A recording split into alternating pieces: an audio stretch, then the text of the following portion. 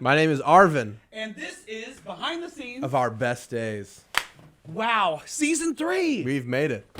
Yes, for those of you who have just joined us, and to all the bots. That's right. That we are getting our views from. That's all the bots that we've hired. Yes. We just wanted to let you know, thank you so much for watching and tuning into seasons 1 and 2 of Behind the Scenes of Our Best Days. It has been so fun. Phenomenal feedback. It's been really kind. Yeah. And honestly, we welcome people slamming us because we want to get better. Every now and then. And sometimes it's really funny. Yeah. Even though we cry at night. Yeah. It's still, I haven't told you this. Someone stopped me in the hall the other day and they said. Which hall? Right here. Oh, Just okay. like right here, right outside of the office. And they go, hey, you guys do a podcast? I said, yeah. And he said, I found it. And he said a podcast platform I wasn't aware of. Because I found it on Google something. And I listened to every episode in 2 days. He goes, my wife was out of town. I listened to every episode. It's so good. And he went on and on about it. And I was very touched. This is an older gentleman. And I was like, what a privilege. Wow. So thank you all. Man, that is so kind. And honestly, you know, we wouldn't be doing this without you guys. Like, that's the reason why we're doing season 3. Yeah, absolutely. Is just because people like you, listeners and viewers, have said, hey, we want to continue to hear about this. Yeah. Not that we know anything more than anyone else. Right. No, of course. No. Yeah, we're just two idiots. So, but just for those of you, if this is your very first one, the whole thing of Behind the Scenes of Our Best Days is at Victory. At every single service, we say a confession. It is literally our mantra, our oracle, our statement, manifesto. Yeah. And within the confession, we say the words, my best days are right in front of me. And we believe that, you know, and it's more than positivity, it's faith. And for those of you who are like, I like to deconstruct faith and do it in coffee shops. Well, this is also for you too. Yeah, we drink coffee as well. Yes. But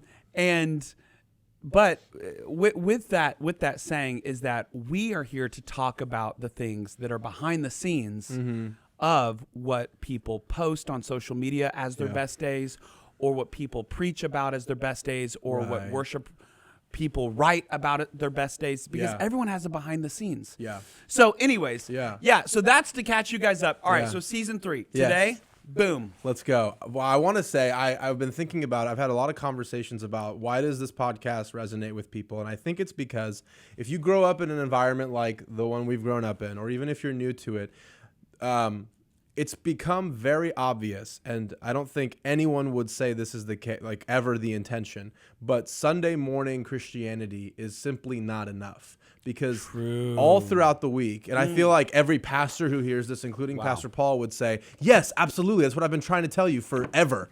And so during the week, any sort of nuanced conversation, if there isn't something like this, not saying that our podcast is the only solution, but I'm saying if there aren't nuanced conversations that also take into account the goodness of God in the difficult moments, the behind the scenes moments, then you're going to miss out, and you're only going to be able to interpret it the way that some random person is going to be able to interpret with you. So that's part of why people that have come up to me and said anything about this podcast, I'm like, oh, it makes sense. Like, we're talking about our lives. Sure, we are just two idiots, praise God, but we're God's idiots. But God's idiots. But it helps people, from what I've been told, think of the same types of things happening in their own lives. And that's something I'm grateful for. I hope to continue doing that. So we were talking about a lot of these episodes come out of conversations that we have organically. And so the one that was happening most recently, as we've been doing, we're recording this in Christmas season, right before this is coming out in January. But we finished Pilgrim's Playlist, which was a fall production. For those of you, if this is the very first one, we did 3 weeks of shows, live and film, and then we immediately went into Christmas.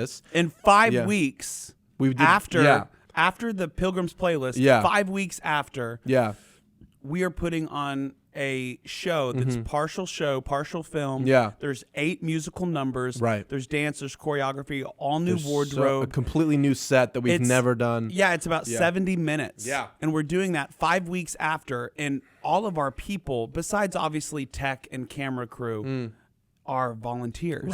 Right. Yo. But speaking of tech crew, they are the same people, and so God bless the Staffords. Yes. God bless everybody that's on that team. They make it The happen. live production team is like next Incredible. level. They're the best. They're the so, best. like Arvin said, we are recording this right now. So tonight, as we're recording this is actually December 8th. Is we're recording this Premieres first pod. tonight. Yes. Yeah. But this is a first night. This is night 1 of The Secret Gift. Yeah. Which is the production. And so once this podcast is released, The Secret Gift will be up on YouTube, Victory Tulsa. Yeah. But throughout all of it, we've just come out of the fall production. We're doing this. Pastor Paul and Ashley, we absolutely love our pastors. They lead with not just obviously from Holy Spirit led, but they're also fun. Totally. Like they're in, like he's a light switch. Like he can. Yeah. Pastor Paul and Pastor Ashley are some of those people that are like, let's be excellent. We are going to execute this project because we have Christmas Eve candlelight service. We have 3 toy gift giveaways. Through the Tulsa Dream Center, Single Parents Ministry. And then we're doing a gift giveaway after our Saturday night production. And then we have like Christmas dinners that we're doing for people that don't have a place to spend the holidays. Yeah. Then we have a New Year's Eve service that That's right. we're preparing for. And then January starts. That's right. January starts, and at the end of January, Yeah. this is actually, and when this is released, this may be It'll the probably first be time, announced by then. but we are doing sure. Nights of Faith, Yeah. which is a live recording. So Yeah. with all of the production crew that is coming apart, we all love it, but at some point, especially, we have to talk about yes, we all want to achieve our dreams. We all want to achieve our best days. But behind the scenes, the only way to achieve the goals that we are setting in 2022, right? Absolutely. Is to have Healthy habits and healthy boundaries. habits and boundaries. Repeat after me. Habits. Boundaries. We don't need more goals. Right. We have plenty need of better habits, Uh-huh. and we need stronger boundaries. Now, Right. whenever we say boundaries, we think it's with people. Perhaps, which yeah. is very, very big. Part of it, But yeah. we've also talked about boundaries with ourselves. Internally. And even boundaries with our interests. Absolutely. So hold on. What does that mean? Boundaries with our So interests? I think of that in terms of I was talking to a young guy yesterday, and he's saying, I want to do this in my life. I want to do this. I want to do this. I want to do this. I'm also in this relationship, and I want all this stuff to happen. And thinking about how to do it all correctly without them overlapping. And conversations that you and I have had have led us to believe that you're going to have a lot of God-given passion, but if you don't have boundaries around your interests, they're never going to go up. They're all just, it's like if you just spill water, there's nothing to catch. It goes everywhere. There's no container. So those boundaries are like, I have a lot of passion. I have a lot of ideas. But You're a flood, right, not a river. Right, exactly. And you're just kind of just happening, whatever. And then what happens is that people who live based on when they can flood their own because of their interests, they end up going dry because it's not consistent and sustainable. Whereas if you have boundaries, you have containers, you go, okay, I've got these ideas. I put them in this place. I can wait. I have pace. I have rest. I can take a break. It accomplishes several things. Well, the first thing it does is it's a sustainable pace. So you've got people come up to you. I see it a lot. It happens a lot. You probably wouldn't say this, but I will.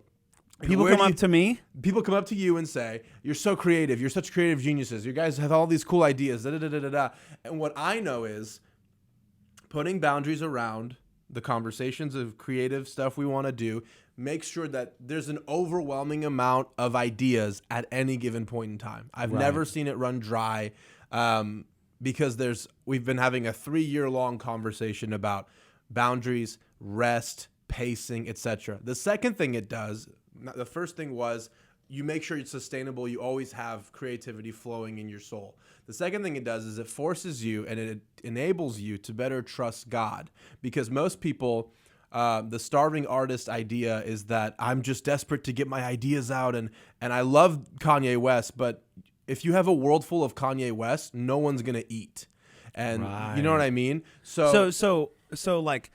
Those people who are like, me not listen to Kanye West. Oh, sure. The idea of like, insert any artist who's like, at the pace of my passion, that's how I treat people, that's how I operate, that's how I talk. Which most people in the world do that. Right. Like, you hear stories about directors in Hollywood or in Atlanta, or like artists like a Daniel Day-Lewis that throws everything into every role, whether it's Last of the Mohicans or The Phantom Thread or any of those like really cool artistic movies. And you're like, oh, it makes sense. While these people, they throw everything into a role, like a Cillian Murphy from Peaky Blinders. Totally, he throws everything into a role and then he ghosts everyone. Absolutely. He like moves to Scotland, doesn't get on social media, doesn't talk to anyone. 6 months out of the year. Doesn't do any of that. Because the only way he's able to do that is by having some hardcore boundaries. But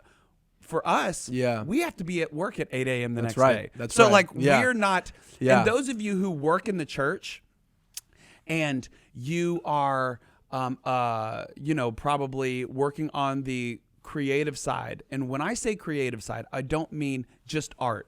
I mean accounting. Totally. I mean facilities. If you are creating a floor layout of different chair setups. All these different things. Yeah. Well, then you have outside voices from your oversight, which is like a pastor or a worship leader or your director, and you put all of your effort into something multiple times, and then you have your oversight be like, hey, I don't like this, change it. Sure. After it happens a few times, the biggest temptation is to either become disheartened or to become hardened. And then throughout that, it's like, oh man. So with boundaries, it also helps you not attach your identity to your output. Right. Or attach your identity to, I've worked so hard on this thing, and I have stayed up late and I've worked many hours, and or if you work in a design department and you're like, we're doing a rebranding and I've been up here till 3 a.m. Sure. Okay. Do you want a cookie? Do you want a trophy? Because you're going to have to show up at 8 a.m. the next day. Usually if you work at a church, because it's like, yes, we're not at the point yet where we can just all be like, like a Google office and sit on bean bags and then go to the tanning bed that's next door and then come back for a slushie. Tanning bed. Just hot bean bags. Anyways, I think the goal is in 2022, the biggest temptation is goals, more goals. Right. Like, where do I want to see myself in the world of life coaches, which are all incredible? There's so much inspiration. And inspiration sometimes can be misguiding because it's like, you have like a certain bottle of lighter fluid and you squeeze 3/4 of it out in January. Right. And it is blazing. And you were like, oh man, I am now working out 6 times a week, an hour and a half a day. And it's kind of like, dude, like, are you going to be able to do that for, let's talk about April. Totally. And so those types of boundaries help. So boundaries on your interests, also boundaries within relationships. So those of you who are in leadership, or if you have lots of responsibility, so there's different people listening to this. So you may be a parent with lots of kids, or one kid, and you have lots of responsibilities, or you're in ministry. And if you work in the ministry, you wear multiple hats and you do lots of things. Or you're just a leader. Regardless, you're someone with responsibility.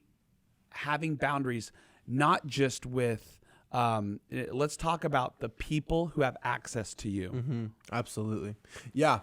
So rich and famous people, you brought them up, Daniel Day-Lewis, all these guys. I really admire all of them. What people don't know maybe, or don't think about, is like behind that artiste, I do whatever I want whenever I feel the passion, are agents and managers who show up to work on time and feed their families and do all that stuff.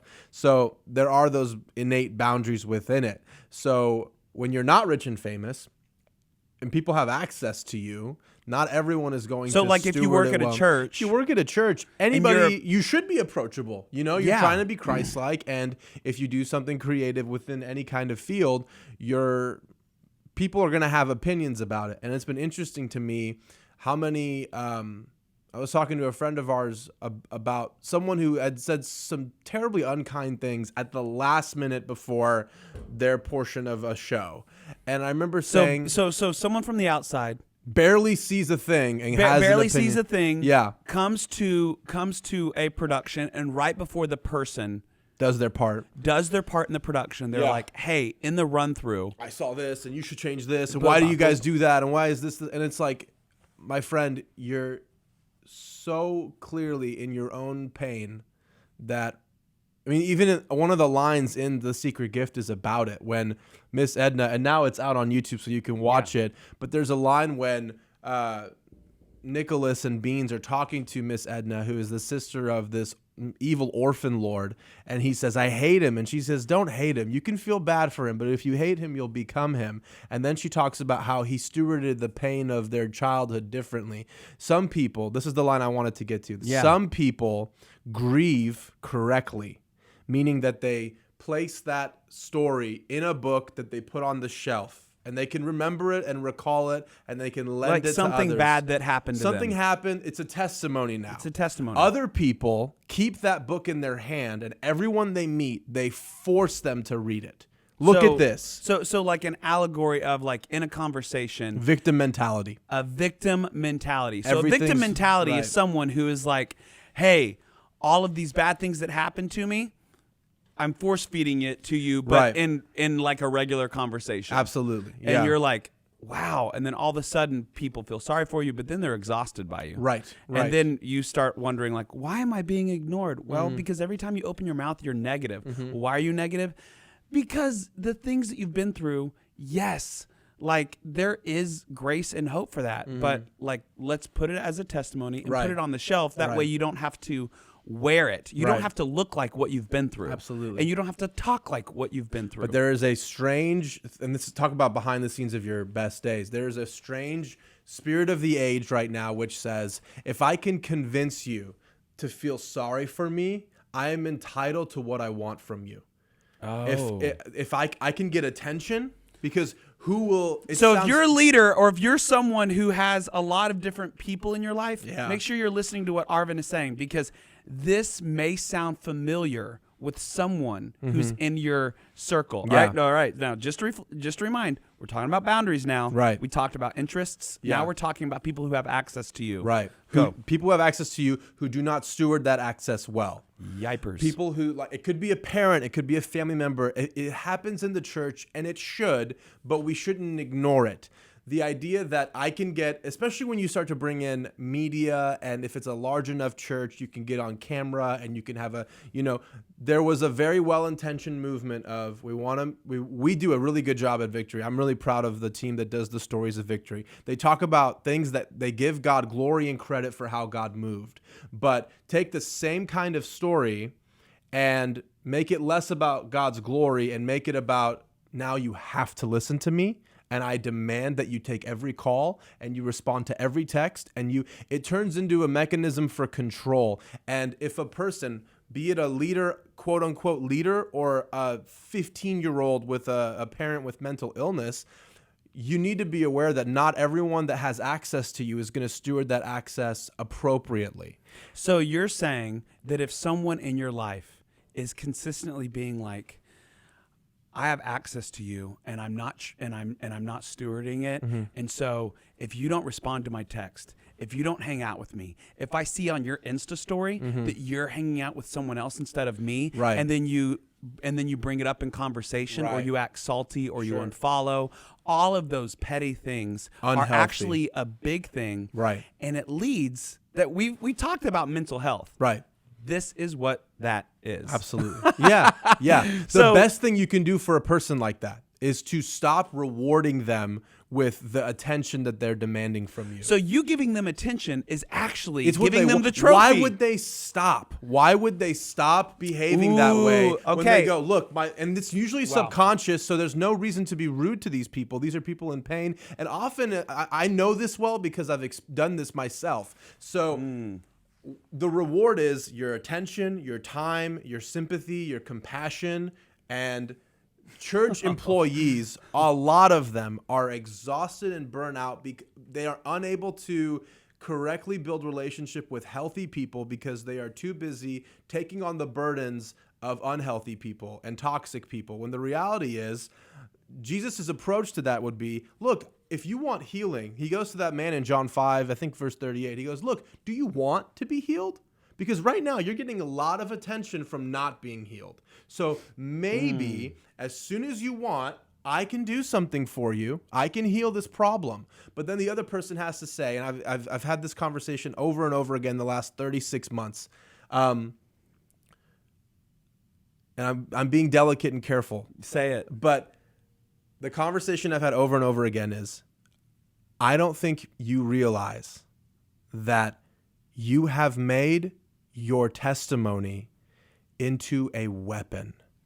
Ooh. And you are demanding attention, perhaps money, Yikes. perhaps fame. And the only reason that is devastating, outside of the fact that healthy people are going to put boundaries within you and them, the only reason it's devastating is it doesn't work with God. Oh. I've tried this the most with God, where I'm like, so you're look saying, at how like, bad this situation is, God. Give me the dream life that I've wanted. I've suffered enough for because you. I've suffered, Right. I deserve a dream. Right. Yes. Trying to guilt God into giving you the dreams he gave you in the first place by saying, don't you understand? I'm going through this. God, I'm unseen. No one celebrates my gift. Oh, God. And it's like, more and more people are getting attention and GoFundMes and all this kind of stuff to say, like, see this plight that I'm in. And then God's like, I do see it. I also see solutions. And maybe 60% of that situation is being recycled. And how much of that? So, like, I go, oh, man, it's so hard to do all. And it's like, well, do you go to bed on time? Do you eat well? Do you drink water? Do you drink water? Yeah, do you like exercise and rest? things. No, I have people constantly, it doesn't happen as much around Victory, praise God. We're getting so good at it. I'm proud of Victory. I just had a lot of conversations with old friends who are like, I'm just tired all the time. And I'm like, do you do blank, blank, blank, blank? Do you do any of these things? Like, are you on your phone? Yeah, until- exactly. Are you Yeah. sitting in bed with your phone blue light on until 2 a.m? That's why I mean, you're always- but Yeah, like literally, like my grandma, who's 97, that works full time at Victory, has survived a pandemic. Yeah. Not COVID, like the one that happened Yeah. 40, 50 years ago. Yeah. The Great Depression, Right. a war, Right. you know. Absolutely. And I'm like, Several. hey, Yeah. Grand, were there 20-year-olds that were tired? And she goes, no, they were fighting in the war. Yo. And I'm like, Oh, and I'm just like, okay, all right, just confirming. You know what I mean? Like Yeah. anytime I talk to her, I Yeah. realize there is a reason why they were the greatest generation. Right. Because they were just like, anyways. Now, obviously, I know the phone and the easy access to information has changed. And so Yeah. I'm not saying like do Yeah. away with social media. Yeah. Like I'm not saying No. that. But I am saying like that's boundaries with your Yeah. interests, boundaries with other people who have access to you, Yeah. and then being honest and boundaries with yourself. Totally. Honesty. Yeah. It says in the word that where there's truth, there's freedom. Yeah. Freedom follows truth. Yeah. Now, the truth hurts, but it's not meant to harm. That's right. I'm going to say that again. The truth hurts, but it's not meant to harm. Yeah. So as you face the truth, you're like, oh, Yeah. that stings. Yeah. But it's not meant to harm you. Right. It's not meant to like, what harms you is lies. Yeah. Is when you're like, Yeah. I'm just going to live this lie. And Right. then, Yeah. It's Yeah. your GPS telling you, no, you're going in the right direction when you are absolutely not going in the right Okay, direction. so, all right, vulnerable moment. I have, in the past and currently, so basically I have an anger problem. I just break this mic. Where I have snapped whenever things don't go according to my plan. Like, I have been notorious for doing that. Yeah. And my first initial response, and I have my kids on the weekends, and so like right now as we're in this, there's just so many things, and so I have lied to myself that I have the right to be upset, and I want people to know that I'm angry when things aren't going that way, and so I purposefully have like left things unchecked because I'm like, people should know that I'm angry so that change happens. Wow. Yeah. If I was to be very honest with you guys. Wow. Yeah. But like last night, very upset because of just a bunch of things going on like not just in the production world. I also serve in the school, and then things personally, with bills and all those types of things. But as I just looked in the mirror last night, like I had my face makeup on. Yeah. Not that I'm a clown, but but this is for the production. It'll make sense if you watch The Secret Gift. Yeah. And I had to be like, John, like, what are you doing? Like, right. Are you being a terrible person to your son who's so excited to be in the production? Oh, yeah. He's 6 years old. Are you blowing up on people that you really love? And are you frustrated over things? Like, are you allowing people to see you angry to make you feel justified?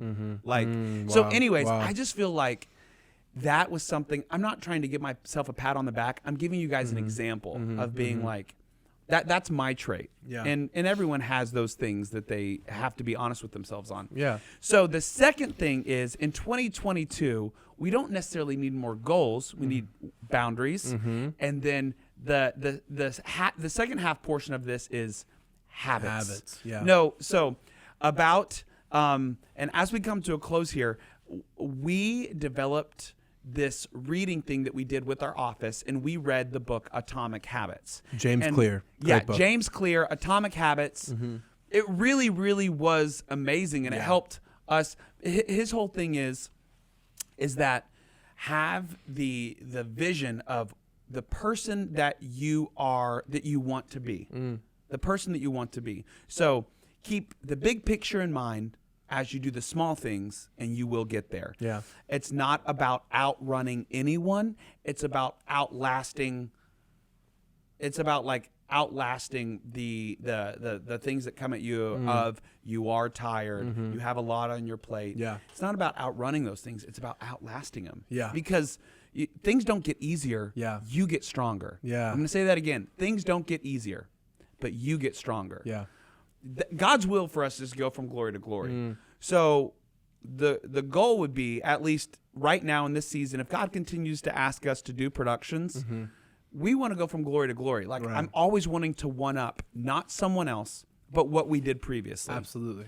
If you're listening and you're like, man, but that sounds exhausting. It is if you're doing it in your own strength. Totally. So that means that, oh man, like, you're going to have to grow in your trust and in your faith more than ever to be like, all right, I have faith that God believes that I have more capacity in me to do those things. Now, in order to accomplish any of those, the small habits. So Atomic Habits basically is that if you put a ice cube on a skillet and you were to turn it up 1 degree every minute, so you were to put a timer for 60 minutes. Yeah. Well, it looks like the ice cube isn't melting, right? But you're just turning it up 1 degree. Yeah. Because 36 degrees is 32, freezing. 32 degrees. That's when it goes over that, it'll start to melt. Yeah. So 32 degrees is freezing or whatever. Yeah. So for 32 minutes, it looks like nothing is happening. But then at 33 degrees, 1 degree after 33 minutes, right, the ice cube begins to melt. Absolutely. And then, so it's less, so what we wanted to talk about in the behind the scenes of your best days is, yes, your best days are coming, but what can you do within the 1 degree? Yeah.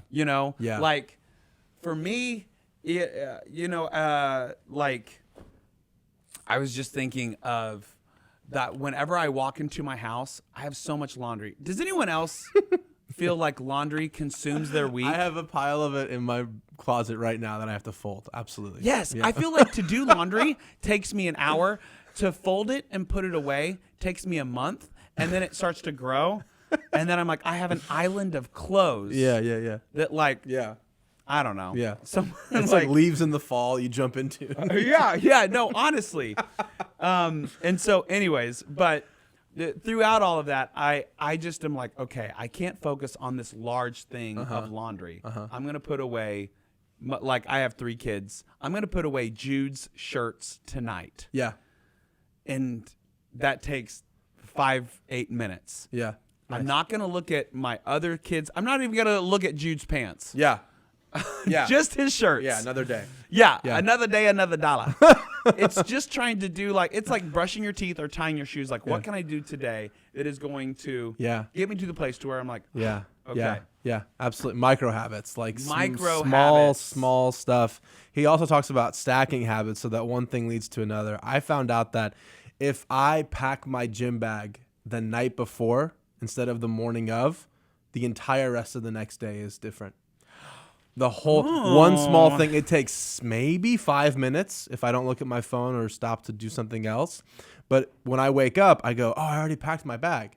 And then I grab my bag. Next thing I know, I'm in the car. I'm not even really fully awake yet, and I'm halfway to the gym. I do drive safe, and I live close to my gym. Don't worry. Yeah. When I get to the gym, next thing you know, I'm doing all that stuff. It's like you're already here. You might as well do the workout. I'm not going to leave.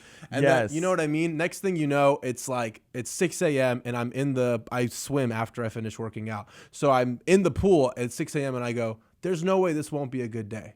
There's no way. You're like, I'm in water. Yeah, I'm floating. Exactly. I'm getting baptized at 6 a.m. Exactly. With movement. There's just someone dunking me the whole time. No, but those habits are stacked because of one small 5-minute decision the night previous. So it's like, as you approach this rest of this year, and I know we're winding down this first episode of season 3, look for the 5-minute things, the micro changes that can actually impact the rest. Because sustainable change that legitimately improves your life and the lives of those around you is actually probably 5 to 7 minutes away. It's not necessarily 1 month of people being stressed to talk to you because you're like, I'm doing good, I'm getting better, and you're like, my goodness, like you're not a better friend, you're not a better hang, you're not, But the last 2 things that I want to say, and then I have 2 things. Absolutely, as you should. Okay, so the last 4 things. The last 4 things that you need to hear about this. One of them is I was recently rereading the story of how God gets the people of Israel back to their promised land. Okay. He's getting them there. And the thing I noticed this time was every time he's telling them, it's like, there's sections of scripture that are just like, and this person was this person's son, and then here's the allotment of land for it's kind of like, all right, where's the protein here? Like, what's it's just lists. It jumped out of me this time that in the massive sections where he says, okay, so this tribe, the tribe of Dan, you're going to go here. He said to them, and then your boundary will be this. And then the next tribe, he says, your boundary will be this. And then so I looked, and every single time that he was giving promised land to his people, he made them aware of the boundary. And that is deep. We should have started the podcast with that. Well, we saved the best for last. It's fine. I circled the word boundary every single time I saw it in those 4 or 5 chapters. And I realized if you don't have a grasp on boundaries with yourself, with your interests, with people in your life who have access to you, whether they steward it well or not, your promised land and someone else's promise, it'll all just flow together and you're not going to do it well. You're a flood, not a river. Absolutely. And so the last thing I want to say before you share as well was I just want people to leave this episode with permission to go through with the boundary, because I think sometimes certain people who are unhealthy but don't even know it have apply a pressure that hey, if you're going to be a good friend, if you're going to be a good son, daughter, if you're going to be a good sibling, if you're going to be a good anything, you better give me what I'm asking for and demanding with my victim mentality. If you're listening to this, whatever family situation it is, I'm telling you, the best thing for that person is Jesus. It's not you taking on their burden. Jesus said, my yoke is easy, my burden is light. Why would you take on something if they're not willing to give it to God? What makes you think you're going to be better equipped to handle it? Even if it's a close friend or a relationship, maybe. I just want people to have a sense of permission to uphold those boundaries, because usually when you do that, there's no one cheers for you. People get upset at you. But then you look in the Bible and it says Jesus often withdrew to the wilderness. Totally. Yeah. Jesus often withdrew to the wilderness. Now there are some times, because his ministry was like 3 years, where people followed him out there, and he was moved with compassion. Yeah. But we're going to be alive longer than we're going to be doing this longer than 3 years. Absolutely. So it's like, if he often went through the Totally. wilderness, Totally. if he mostly hung out with 12 people, and then Yeah. whenever he would do something great, like the Mountain of Transfiguration, he Yeah. only took 3 people, Yeah. then it's like, okay, he understood boundaries. Right. If I have boundaries with you, it's because I want you in my life long term. Say that again. If I have boundaries with you, it's because I'm trying to keep you in my life long term. So if you are struggling on, well, what do I say to that one friend who's kind of clingy and needy because of things that happened in their past, and so I'm kind of there, okay, you can't be God to them, but you can be Jesus. That's right. Which means Jesus to them is, there's boundaries there. You can't be their God, but you can be their Jesus. Right. But if you are looking for something, okay, well, what's the sentence that I say to that person who is needing me to have oxygen? You say what Arvin just said. I'm expressing boundaries because I want you in my life long term. Boom. That's showing value. Absolutely. And then I was thinking about the habits, is that, so I do strength and conditioning with the high school and middle school athletes here at VCS. Yeah. I know we just took a hard left. No, but let's do it. so there are a lot of them. They are they love seeing their results, and now I have a program. It's 6 weeks, and every 6 weeks it rotates, and it's a strength program that I do with the high school and middle school athletes. Yeah. What I've realized is that some of them beat themselves up because they want to lift heavy and they want to lift long every day, and they get upset after 3 or 4 weeks when they can't get what they set this goal for. And I told them, and I was like, well, and I was like, this sounds crazy, but you are working out too much. And then they're like, huh? And I was like, muscles build when you rest. Like, you actually tear muscles when you work out. They're micro tears. And so, find something. And I was like, get in, get out. Always leave with a rep in your tank. A rep is like, if you're doing bench press, it's 1 rep. So like, if you go, I'm going to go all out and I'm going to kill myself every time I'm in the gym. Right. After 2 or 3 months, It's over. you get sick, or maybe you don't have enough time and you're like, oh, I can't put in an hour and a half, so I'm not going to go to the gym. Yikes. That's not the goal. The goal is consistency. Absolutely. So the goal is not, if you show up, you win. You win. Absolutely. Like, if you show up, when it comes to health, Yes. if you show up, You win. you win. I love it. So do something, leave a rep in your tank. That way you want to come back for more. Yeah. It's like, if you see a movie, even if the movie is amazing, if it's 3 hours, Yeah. you will never watch that movie again. No way. And if the movie won 1 million awards and it is rated the best movie to ever be made, Yeah. guess what?